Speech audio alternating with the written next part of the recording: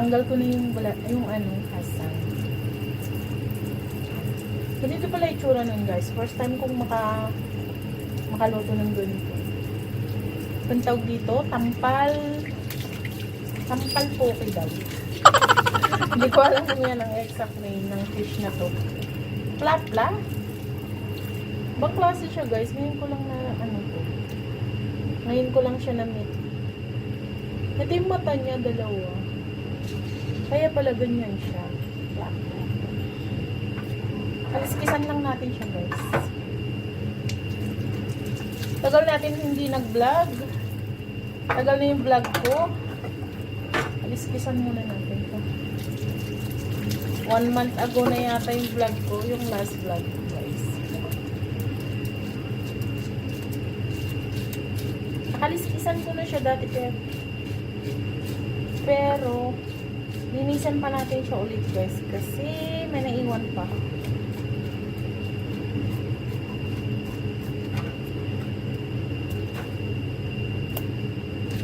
Sobrang init na yun guys dito sa Paris.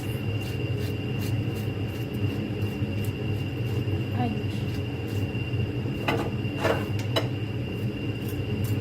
Ayan, may naiwan pa siyang kaliskis.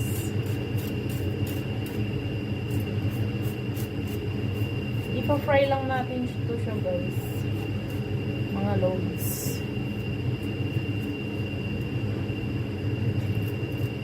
Hindi ko alam kung hakatiin ko ba ito. First time ko itong magkain ng ganito.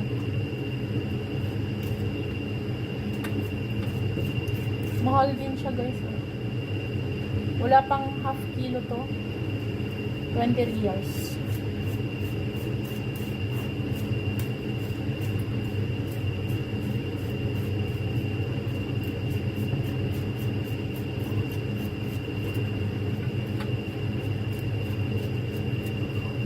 Tagal natin hindi nakapag-vlog kasi ang dami kong ginagawa guys. Tapos pagod na ako. Pagdating kasi pagod na ako.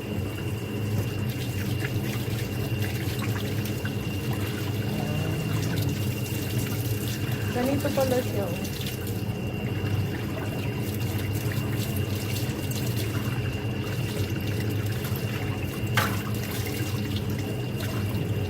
I-try na lang kaya natin ng ganito dito.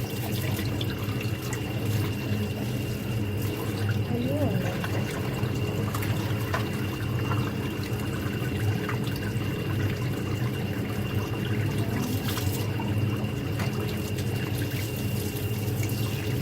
First time natin matikman to.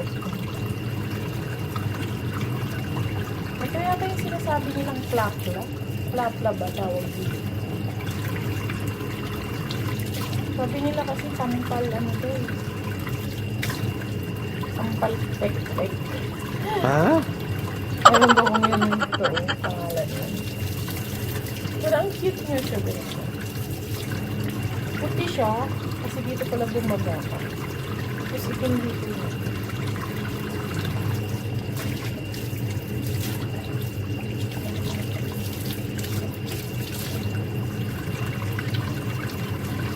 Nasa kaya ito sa kawali?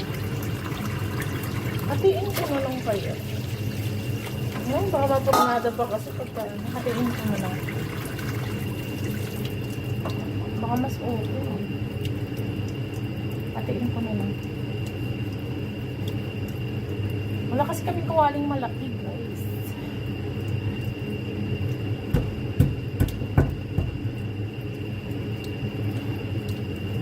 Ay, okay na naman. Tingnan niyo laman guys. Okay.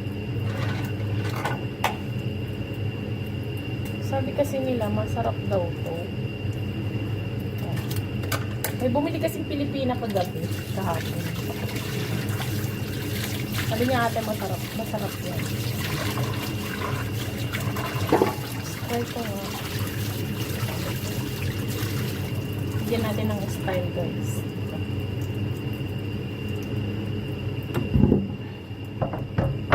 Fry natin siya. Ganyan natin. Para may style siya.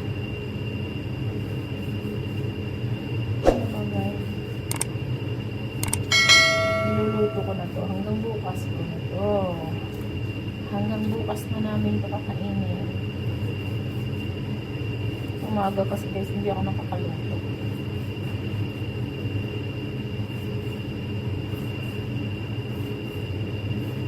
Yan ang buhay namin ng mga OFW. Lalo na yung mga kunyang.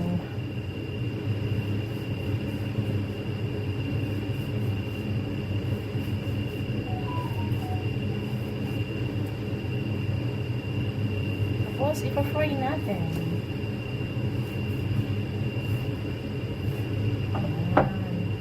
Oh no! Hati-hati na lang.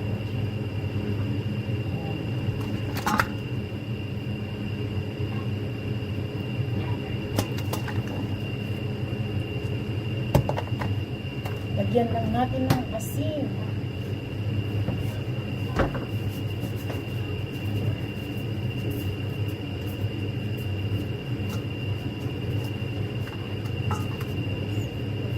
Fry natin.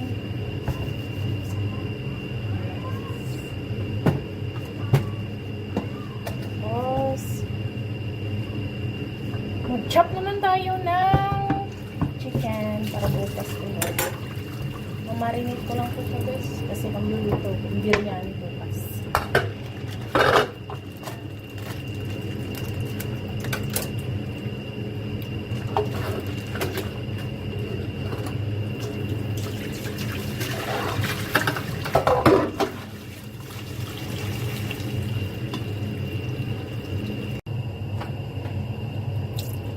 Hi guys! Chop tayong chicken. Bibiryani natin bukas guys.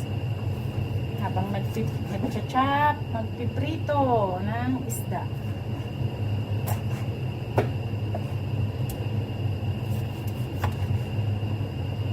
Ay, nakabuhay. Napapagod ako guys, pero wala tayong magawa.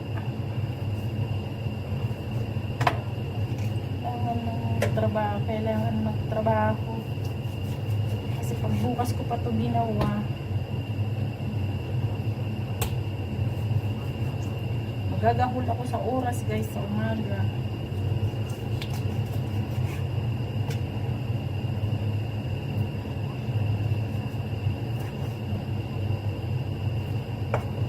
Tanggalin natin yung kaba-taba. Separate natin. Gagawin natin chicharon pag marami na. Ay, Lord. Salamat sa maraming biyaya.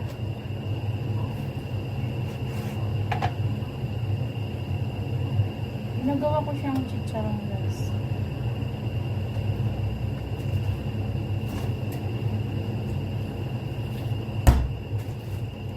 Maglagay tayong mantika.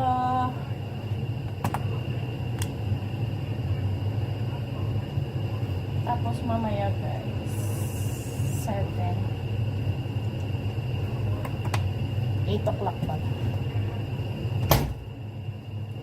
Manahi tayo. Nire-repair ko ba guys yung mga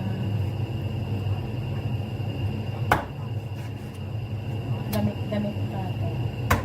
Kasi namayat ako. Namayat. Namayat talaga. Oh guys, namayat. Ang lola nyo. Kasi nagda-diet ang lola nyo. Kasi matanda na tayo. Kailangan mag-diet. Ganito lang guys. Tapos, inisan natin ang asin.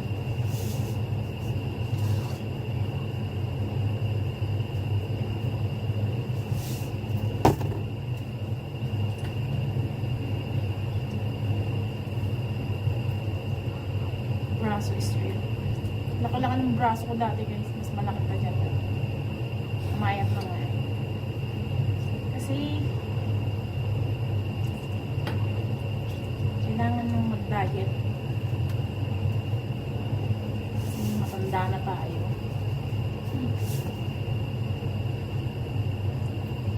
Ganito rin ba ginagawa nyo guys? Nililinis nyo rin ba ng asin? Yung iba kasi hindi.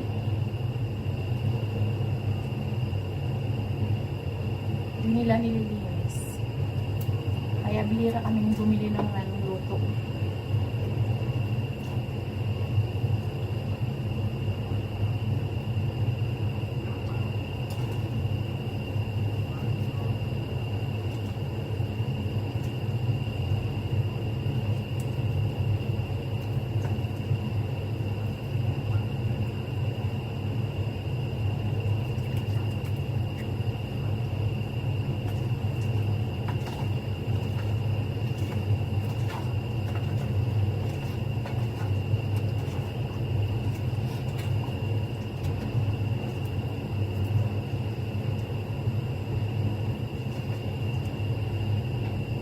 Ano guys?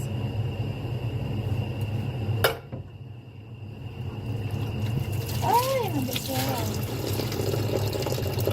Ayan na guys yung ating isda.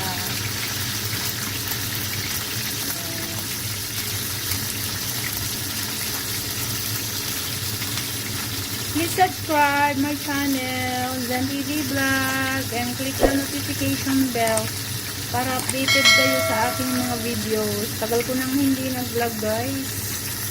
Sobrang busy. Pasensya na.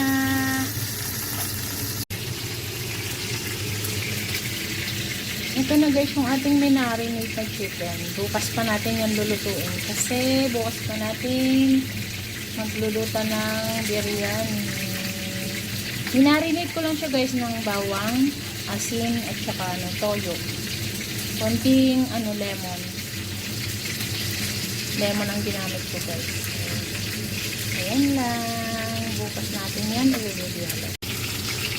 Ayan na naman guys yung ating isda. Binaliktad na natin. Ganyan ang itsura niya. Ayan. Diba? Ang ganda.